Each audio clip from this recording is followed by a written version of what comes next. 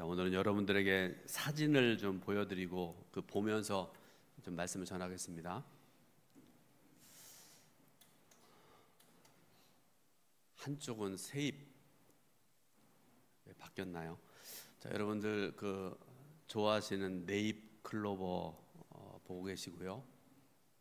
다른 쪽에는 세잎 자리로 바꿔주세요. 이 네잎 클로버의 꽃말이 뭔지 아시는 분이 있나요? 네. 네잎 클로버의 꽃말이 행운입니다. 행운. 여기에 얽힌 이야기가 있는데요. 19세기 초에 전쟁에 나갔던 누굽니까? 나폴레옹, 죄송합니다. 생각이 자꾸 안 나네요. 나폴레옹이 클로버가 잔뜩 핀 숲을 지나다가 우연히 네잎 클로버를 발견을 하게 됩니다. 다 잎이 3개인데 4개가 있으니까 아주 신기해가지고요. 그거를 이제 우리가 흔히 하는 것처럼 이렇게 그걸 떼려고 그랬던 것 같아요. 허리를 숙여가지고 그 네잎 클로버를 떼려고 그러는데 그 순간에 머리 위로 총알이 스쳐 지나가면서 나폴레옹이 목숨을 건지게 되었습니다. 그래서 이때부터 이 네잎 클로버는 꽃말이 조금 전에 말씀드렸던 것처럼 행운으로 이렇게 알려져 있습니다. 그런데 많은 사람들이 이 행운이라는 것을 찾기 위해서 이곳저곳을 기웃거리며 찾다가 흔히 짓밟은 세잎 클로버 없네요. 여러분 머릿속으로 생각해 보시면 좋겠어요. 세잎 클로버. 이 세잎 클로버의 꽃말이 뭔지 아시나요? 이분들이 일부에서 다 듣고 지금 컨닝하는 것 같은데, 세잎 클로버의 꽃말은 행복입니다. 행복. 우리가 이런 것을 가리켜서 아이러니라고 얘기하는데요. 보통 네잎 클로버를 찾을 확률이, 또 학자가 이걸 연구를 했어요. 1만 분의 1 정도가 된다 이렇게 얘기를 했습니다. 2017년에 한 생화학자가 6국가에서, 그러니까 한 나라만 한 것도 아니고요, 6나라에서 570만 개 클로버를 조사를 했는데, 그 570만 개 중에 네잎 클로버가 몇 개가 나왔는가 하면 5,076개당 하나 꼴로 나타난답니다. 그러니까 이런 네잎 클로버는요, 쉽게 말씀드려서 잘 볼 수 없다는 것이기도 하고요, 이 때문에 행운의 상징으로 알려집니다. 대부분의 물건에는 수준별로 등급이 나눠져 있습니다. 사용자의 용도나 제품의 품질에 따라서 가격도 천차만별입니다. 여러분 요즘에 나라에서 주시는 15만 원의 그거 있잖아요. 그거 가지고 여러분 고기 잡수신 분들 많지요. 고기도 보면요, 소고기도 보면 뭐 A 플러스 있고 A2 플러스 있고 뭐 3 플러스도 있고 별의별 게 다 있더라고요. 가격도 천차만별입니다. 예를 들어 보겠습니다. 여러분 승용차들 다 많은 분들이 가지고 계시고 또 타고 다니고 그러시잖아요. 승용차에도 등급이 있습니다. 그런데 여러분 승용차를 그냥 교통수단으로 생각하는 사람들에게는 뭐 그 차가 비싸든 싸든 이런 거와 별로 상관이 없는 것 같아요. 제가 아는 차가 하나 있는데요, 5606이라는 차가 하나 있는데요, 이 차가 중고로 한 10년쯤 전에 샀나요?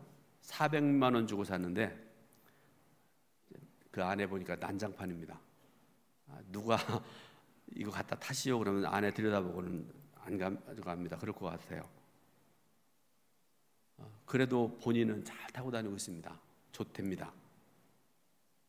그런데 여기에 비해서 편안함을 생각을 하고 기동력을 생각을 하고 남들의 시선을 감안하고 사회적인 위치 등등을 생각하면 최고급의 승용차를 타야 됩니다. 우리 한국에 그렇게 많지 않다고 그러는데요, 여러분 유명한 차 하나 좀 보시기 바랍니다. 타보셨어요 혹시? 롤스로이즈라는 영국의 유명한 세계 최고의 차입니다. 그 롤스로이즈 중에 고스트라는 이름을 가진 차인데요, 이 차 값이 5억 5천만 원으로 알려진 그런 차입니다. 그러니까 400만 원 주고 사서 지금은 내려가서 아마 마이너스로 돼 있는 그런 차, 5억 5천짜리 롤스로이즈, 사람들에 따라서 천차만별의 차를 타고 다니고 그렇게 한다는 그런 얘기 아니겠습니까? 또 하나의 예를 여러분들에게 좀 소개해드리려고 그러는데요. 제가 요즘에 커피를 좀 많이 좋아하고 그러는데요. 2025년 현재 대한민국에서 폭발적으로 많은 사람들이 마시는 것이 커피라고 그렇게 알려져 있는데요. 가장 많이 생겨나가기도 하고요, 가장 많이 문을 닫기도 하는 것이 바로 커피숍이라고 그럽니다. 제가 사진으로 본 이거 살 수도 없어요. 제가 이렇게 여러 군데 찾아봤는데 제가 봤던 가장 비싼 원두값이요 1kg에 100만 원짜리가 있는데요. 그 이름을 제가 여러분 읽어드릴게요. 파나바산 마마카타 모키타 ASD 내추럴 게이샤. 1kg에 100만 원입니다. 얼마 전까지만 하더라도 120만 원 하다가 120만 원이 내려갔습니다. 1kg라 그렇게 크지도 않아요. 100만 원입니다. 근데 이거를 일본 사람들이 거의 다 가져간답니다. 근데 여기 비해서 가장 싼 커피를 제가 어제 또 한참을 찾아봤는데요. 아시아에 있는 어느 나라에서 생산되어지는 커피는 1kg에 9,800원입니다. 여러분들 밖에 커피숍 같은데 싸게 파는 데 가면 일반적으로 이런 커피를 볶아서 내려주고 이렇게 하는 그런 커피입니다. 왜 그런가 하면 제가 말씀드리는데요, 커피 한 잔의 가격을 보더라도 몇백 배 차이가 나고 몇천 배 차이가 나는 그런 경우들이 많지 않습니까? 그런데 현대 많은 사람들이, 특히 요즘에 한국 사람들이 커피 한 잔을 마시면서 많은 행복을 누린다는 그런 얘기가 있습니다. 그러면 우리의 삶에서 누릴 수 있는 최고의 행복이 무엇일까? 커피 한 잔이 그럼 전부냐? 그거 아니라는 말씀이죠. 말씀을 통해서 생각을 해보고 오늘 우리들도 삶에서 최고의 행복을 좀 누리며 살아갔으면 좋겠습니다. 첫 번째로 우리가 생각해봐야 될 것이 뭔가 하면 예수님과 동행하는 것이 최고의 행복이라는 것을 우리가 알아야 됩니다. 우리의 내적인 행복에도 수준과 그에 따른 등급이 있습니다. 행복에도 등급이 있다는 그런 말씀입니다. 그러면 가장 낮은 등급의 행복이 무엇일까? 뭐라고 책에 보니까 말씀하고 있는가 하면 외적으로 무엇인가를 소유했을 때 얻는 행복이다, 이렇게 말씀을 했더라고요. 그리고 이것은 육체적인 만족과 깊은 관련이 있고 인스턴트 행복에 가깝다, 이렇게 말씀을 했어요. 여러분 인스턴트가 뭔지 알지요? 커피도 여러분 사실은 저도 입맛이 얼마나 좋은지 몰라요. 요거 하나 내려가지고 내리는 것도 아니죠. 따뜻한 물에 이렇게 섞어서 먹으면 그렇게 맛있어요. 세계 최고의 커피라고 생각을 합니다. 또 조금은 게으른 그 가정주부들이 가끔 그 편의점 가면 햇반이라는 걸 이렇게 사가지고 새로 지은 것처럼 이렇게 내놓는 그런 경우들이 있다고 그러는데요. 햇반 얼마나 맛있습니까? 근데 여러분 이런 인스턴트 행복 이런 거는요 우리에게 작은 만족을 줄 뿐입니다. 금방 좋았다가 금방 사라져버리는 그런 만족일 수밖에 없습니다. 그런데 여러분 그렇다고 해서 성경이 소유로 인한 행복에 대해서 부정적으로만 말씀하는 것은 아닙니다. 하나님께서는 이런 행복을 뭐라고 말씀하는 거면 분복이라 이렇게 말씀을 하시는데요. 전도서 5장 17절 말씀 보게 되니까요. 자, 이 말씀을 한번 같이 읽어보겠습니다. 사람이 하나님께서 그에게 주신 바 그 일평생에 먹고 마시며 해 아래에서 하는 모든 수고 중에서 낙을 보는 것이 선하고 아름다움을 내가 보았나니 이것이 그의 몫이로다. 아멘. 자, 여기 말씀 중에 이것이 그의 몫이로다 이렇게 말씀을 했는데요. 개역 한글판에 보게 되니까 분복이라 이렇게 말씀을 하고 계세요. 그러니까 그것이 그의 분복이다라는 그런 말씀입니다. 그러면 중간 등급의 행복이 있다고 말씀하는데 그건 뭔가 하면 사람과 사람과의 관계를 통해서 얻는 행복입니다. 부부간에 또 형제간에 또 예를 들어서 뭐 믿음의 형제자매들 간에 사람과 사람 사이에서 얻게 되는 행복이 중간 등급의 행복이다 이렇게 말씀을 하고 계세요. 가령 가족 안에서 누리는 행복은 중간 등급의 행복 중에서 가장 수준 높인 행복이다 이렇게 말씀을 하고 계세요. 여러분 잘 아실 텐데요. 시편 말씀 중에 가족이 한 상에 둘러앉아서 교제하는 것이 어찌 그리 아름다운고 이렇게 말씀하고 계시잖아요. 근데 성도는요, 여기에서 만족하면 안 됩니다. 행복의 근원 되신 하나님께서는 우리에게 최상의 행복을 주기 원하세요. 그리고 이 행복은 하나님과의 진정한 연합으로 들어가는 것입니다. 마치 태아가 모태 안에 있는 것 같은 완벽한 안정감이고 행복입니다. 그래서 우리가 세 번째 행복을 누려야 되는데, 완벽한 행복을 누려야 되는데, 그건 뭔가 하면 진리이신 예수 그리스도와의 연합으로 얻게 되는 행복, 이것이 바로 최고 등급의 행복이다, 그런 말씀입니다. 하나님께서는 우리를 만드셨는데 어떻게 만드셨는가 하면 하나님의 형상대로 만드셨다, 이렇게 말씀하고 계세요. 하나님 안에서만 진정한 행복과 만족을 누릴 수가 있게 만들었다, 그런 말씀입니다. 이 만족이 아니면 아무리 이 땅에 좋은 것들, 여러분 그것이 1억 원짜리 돈이 내게 온다 할지라도 아까 말씀드렸던 것처럼 롤스로이스 고스트가 내 소유가 되고, 또 어떤 경우에는 막 금이 막 이것만큼이 내게 오고 뭐 다이아몬드가 오고, 여러분 이런 것들로 우리가 일시적으로 행복을 채울 수 있지만 완전한 행복을 채울 수가 없습니다.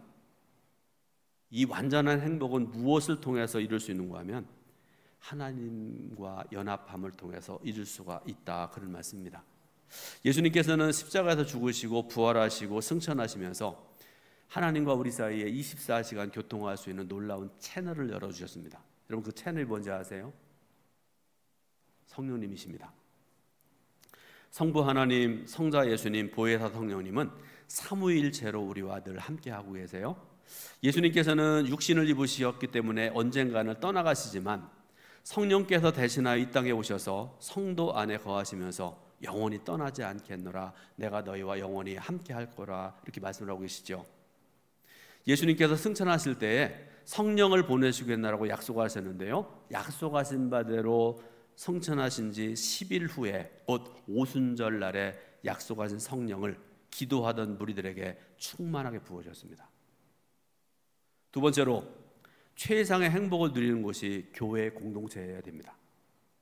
그런데 여러분 제가 최상의 행복을 누리는 곳이 교회 공동체라 말씀드렸는데, 혹시 여러분들 그 말씀 들으면서 무슨 소리야? 말씀 안 되는 소리 안 해? 또 그 밖에 어떤 생각을 가지고 있는 분들이 있을지 모르겠습니다. 또 아멘이란 말 별로 안 하시던데 아멘이란 대답 대신에 고개를 돌리신 분들이 있을지 모르겠습니다. 그런데 분명한 사실은 교회가 그런 곳이 되어야 된다는 것입니다. 최고의 행복을 누리는 곳이 되어야 된다, 그런 말씀입니다. 여러분 우리 동천감리교회가 여러분 한 사람으로 인해서 최고의 행복을 누릴 수 있는 그런 교회가 될 수 있기를 주님의 이름으로 부탁을 드립니다. 그런데 혹시라도 나 한 사람 때문에 행복이 깨어지는 그런 사람 되면 안 되지 않습니까? 그러므로 여러분 신앙생활 하시면 항상 자신을 되돌아보시길 바랍니다. 내가 내 신앙 이만큼 하면 됐다, 여러분 그런 교만함 버리시길 바라요. 날마다 기도할 때마다 하나님 저의 부족함을 깨닫게 해주시기 원합니다. 얼마나 부족합니까? 도와주십시오. 날마다 되돌아보고 회개하고 그런 성도가 되어야 된다, 그런 말씀 아니겠습니까? 근데 여러분 앞에서 말씀드렸던 성령 받는 사람들은요, 예수님께서 그 안에 거하시기 때문에 언제나 예수님과 교제하면서 진정한 행복과 만족을 누리며 살아가는 그런 사람들입니다. 최상급의 행복을 누리면서 이전과는 분명히 다른 삶을 살아가게 되는 것이죠. 그리고 그들로부터 신약의 교회가 역사가 시작되었습니다. 그래서 교회는 행복 공동체가 되어야 되고 최상급의 행복을 누리는 곳이 교회여야 된다, 그런 말씀입니다. 성경은 그런 모습을 우리에게 보여주고 계세요. 얼마 전에도 말씀드렸던 기억이 있는데요, 초대교회 모습 여러분 생각나시죠? 사도행전 2장 44절부터 46절 말씀을 보면요, 이 말씀이 나타나게 되는데요. 자, 여러분 말씀 잘 생각하시면서 한번 같이 말씀 봉독해 올립니다. 믿는 사람이 다 함께 있어 모든 물건을 서로 통용하고 또 재산과 소유를 팔아 각 사람의 필요를 따라 나눠주며 날마다 마음을 같이하여 성전에 모이기를 힘쓰고 집에서 떡을 떼며 기쁨과 순전한 마음으로 음식을 먹고. 아멘. 자, 여러분, 사도행전 2장 44절부터 46절의 이 짧은 말씀 중에 여러분들에게 해당되는 말씀이 몇 군데나 있습니까? 전부 다 해당되었으면 좋겠습니다. 초대교회 성도들을 보세요. 그들은 가족 이상으로 자신의 것을 나누고 서로 섬기는 삶을 살았습니다. 그런데 여러분 한번 생각을 해보세요. 초대교회 성도들이요, 그 중에 부자도 있고 가난한 사람도 있고 배운 사람, 못 배운 사람, 뭐 별의별 남자, 여자, 별의별 사람도 있을 거 아닙니까? 그런데 그들 중에 공통점이 딱 한 가지가 있었는데 그 공통점이 뭔지 아세요? 같은 성령을 받았다는 거 한 가지밖에 공통점이 없어요. 그런데 자신의 것을 나누고 서로의 부족함을 채우기 시작을 합니다. 더 많이 움켜쥐고 더 많이 소유함으로 행복을 누리려는 것이 인간의 본성이라는 그런 말씀을 들었는데요. 그런데 초대교회 성도들은 자신의 것을 나눔으로 진정한 행복을 누린 것이다, 그런 말씀입니다. 그래서 이 초대교회 성도를 향해서 뭐라고 별명을 붙였는가 하면 하늘에 속한 사람들, 이 땅의 사람들과 다른 방식으로 살아가고 다른 것을 추구하며 살았고 다른 것을 통해 행복을 누리며 살았기 때문에 초대교회 성도를 가리켜서 하늘에 속한 사람들이다, 이렇게 별명이 붙여지고 그런 합당한 삶을 살았다, 그런 말씀입니다. 바라기는 우리 동천교회 성도 여러분 모두가 초대교회 성도 같은 그런 삶을 살아갈 수 있기를 예수님의 이름으로 축원드립니다. 세 번째로 최고의 행복의 비결은 예수 그리스도와 연합입니다. 예수 그리스도와 연합으로 얻게 되는 최상급의 행복을 맛보며 살아가는 사람은 세상과 육체가 주는 행복에 집착하지 않고 살아갑니다. 그래서 더 영적으로 성숙해지고요, 건강해지고 풍성하게 살아갈 수 있는 것인데, 예수님께서는 이 영적인 원리를 요한복음 15장에서 포도나무와 가지의 비유를 통해서 설명을 하고 계세요. 자, 요한복음 15장 5절 말씀, 이 말씀을 같이 한번 읽어보겠습니다. 나는 포도나무요 너희는 가지라. 그가 내 안에 내가 그 안에 거하면 사람이 열매를 많이 맺나니 나를 떠나서는 너희가 아무것도 할 수 없음이라. 아멘. 여러분, 나무와 나무 가지 한번 생각을 해보세요. 이렇게 분리해서 얘기하지만 결국은 하나잖아요. 그러니까 포도나무와 가지는 완전한 연합을 의미하는 그런 말씀입니다. 가지는 나무로부터 양분을 공급받으면서 무성하게 자라나서 철을 따라 열매를 풍성하게 맺습니다. 그러므로 가지가 할 일은 한 가지밖에 없어요. 단 한 가지, 나무에 붙어 있는 것. 그리고 이것은 예수님과 우리의 관계에 대한 비유입니다. 예수님께서 진정으로 요구하시는 것이 하나가 있는데요, 예수님께 뭘 요구하시는가 하면 너 나에게 딱 붙어 있어라. 그러면 저절로 열매 맺게 하시는데요, 30배, 60배, 100배 열매를 맺게 하시는 주님이십니다. 그런데 여러분, 예수 그리스도와 연합한 사람이 좋은 열매를 맺는 이유가 있습니다. 왜 그런가 하면 예수님께로부터 최고의 소중한 양분을 공급받기 때문에 그렇습니다. 자, 요한복음 오늘 읽은 본문 중에 15장 11절 12절 말씀을 같이 또 읽어보겠습니다. 같이 봉독합니다. 내가 이것을 너에게 이름은 내 기쁨이 너희 안에 있어 너의 기쁨을 충만하게 하려 함이라. 내 계명은 곧 내가 너희를 사랑한 것 같이 너희도 서로 사랑하라 하는 이것이니라. 아멘. 뭐라고 말씀하셨어요? 예수님께서 우리에게 주시겠다고 하는 그 양분이라는 것이 행복과 기쁨이라, 이렇게 말씀을 하세요. 그리고 그 행복을 공급받는 자가 맺게 될 열매가 서로 사랑하는 것이다, 이렇게 말씀을 하십니다. 당시 초대교회 성도들은 엄청난 핍박과 환난을 겪어야 됐습니다. 그런데 서로에 대한 깊은 사랑으로 하나 되어서 모든 고난을 이겨냈습니다. 어떤 상황에서도 그들은 서로 사랑하는 것만큼은 포기하지 않았습니다. 그들은 소수의 인원, 미약한 존재로 출발했지만 주위의 많은 사람들이 서로 사랑하는 그들의 모습을 통해서 진리를 보게 되었고요, 예수 그리스도를 보게 되었고, 그 거룩한 무리 안으로 사람들이 앞다투어 들어가게 된 것입니다. 그것이 바로 무언가 하면 초대교회의 엄청난 부흥의 역사였습니다. 여러분, 로마 제국의 유명한 역사가였던 타키투스라는 사람이 여기에 대해서 뭐라고 얘기했는가 보세요. 짧은 얘기인데요. 저들은 세상을 변화시킬 것이다. 저들은 서로 사랑하기 때문이다. 아주 유명한 그런 말을 남겼습니다. 우리 동천감리교회가 서로 사랑함으로 하나 될 수 있기를 바라고요. 이웃에게 선한 영향력을 끼치고 주님의 영광을 밝히 드러내는 초대교회 같은 참 좋은 교회가 될 수 있기를 예수님의 이름으로 축원드립니다. 마지막으로 거룩한 공동체는 이 성령님의 명령입니다. 최근에 예수를 믿는다고 하는 사람 중에 제가 얼마 전에 그 부목사님 또 우리 전사님하고 같이 이렇게 밥 먹고 얘기 나누는 중에 깜짝 놀란 얘기 들었거든요. 근데 그제 어제 말씀 준비하면서 또 깜짝 놀란 얘기를 들었습니다. 같은 내용인데 최근에 예수를 믿는다고 하는 사람 중에 이런 얘기를 하는 사람이 있다고 그래요. 공동체에 속하지 않고, 그래 공동체라는 건 교회를 얘기합니다. 교회에 속하지 않고 나 혼자 예수 믿고 나 혼자 예수님과 행복한 삶을 살면 되지 않는가라는 그런 얘기를 한대요. 교회 안 나와요. 이런 사람들이 점점 많아진다는 얘기입니다. 이들은 교회 안 나가고 혼자 예수님을 믿고 인터넷으로만 예배를 드린다고 그렇게 얘기를 합니다. 그런데 이들의 주장이 근거가 있고 옳다면 사도행전에 기록된 초대교회 성도들은 가장 어리석은 사람들임에 틀림이 없을 것입니다. 왜 그런지 이유를 말씀드립니다. 지금부터 2000년 전에 당시의 상황은요, 예배드리기 위해서 모이면 죽을 수도 있는 그런 지극히 위험한 상황입니다.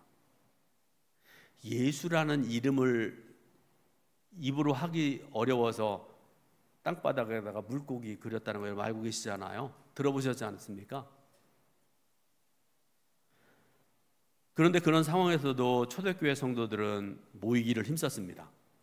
핍박이 거세지면 지하 예배 처소에서 은밀히 모여서 하나님께 예배를 드렸습니다. 빛이 들어오지 않습니다.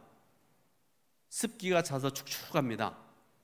때로는 숨 쉬는 것조차 힘들었지만 그들은 모여서 예배드렸고 사랑의 교제를 나누었다, 그런 말씀입니다. 모여서 말씀을 낭독하고 조용히 찬송을 했습니다. 여러분, 마음껏 예배드릴 수 있음에 감사할 수 있길 바랍니다. 찬송 부를 때도 내 그 목소리 다 해서 찬송할 수 있다는 거 감사할 수 있길 바라요. 그런데 초대교회 성도들은요,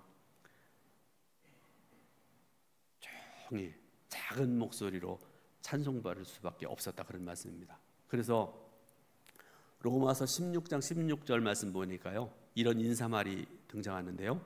자, 로마서 16장 16절 말씀을 또 읽어보겠습니다. 너희가 거룩하게 입맞춤으로 서로 문안하라.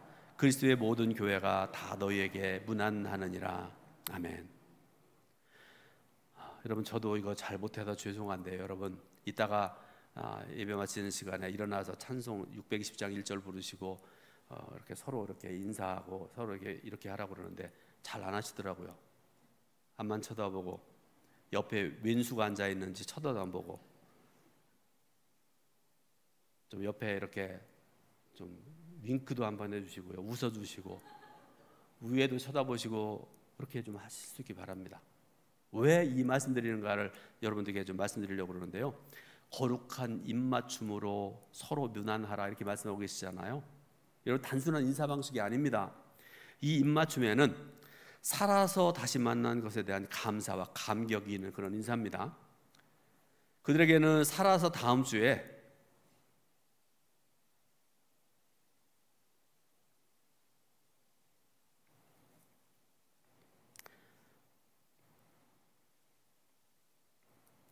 이 자리에서 다시 만날 수 있다는 보장이 없었습니다. 그렇기 때문에 비밀리에 모이는 예배 처소에서 서로의 생사를 확인했을 때 그냥 악수 정도로 인사할 수 없었다, 그런 말씀입니다.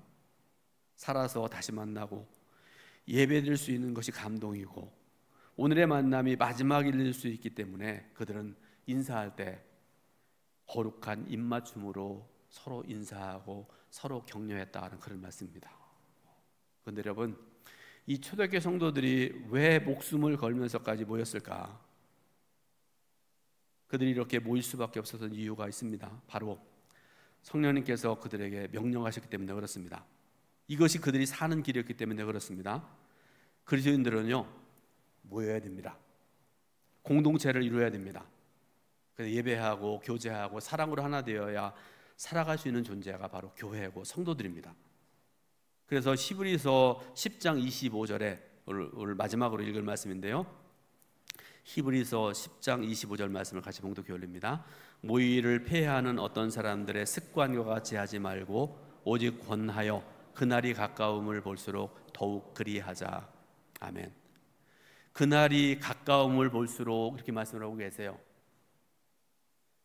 그날이 가까울수록 더 모이기를 힘쓰라 이렇게 말씀을 하십니다. 말세가 될수록 세상에서 사랑이 식어질수록 모이기 더 힘든 상황이 될수록 더욱더 모이기를 힘쓰라 이렇게 말씀을 하십니다. 그래서 초대교회 성도들은 죽음을 무릅쓰고 모였습니다. 육체는 죽을 수 있지만 영적으로 살기 위해서 그들은 열심을 다해서 모였습니다.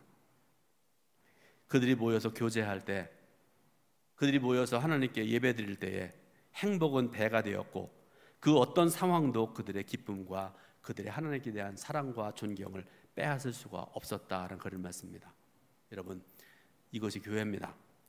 모이는 곳이 교회고요, 주님의 이름으로 모이는 곳, 그래서 행복을 누리는 곳이 바로 교회입니다. 바라기는 우리 동천감리교회가 그런 교회가 될 수 있기를 예수님의 이름으로 축원드립니다. 기도하겠습니다. 하나님 은혜와 크신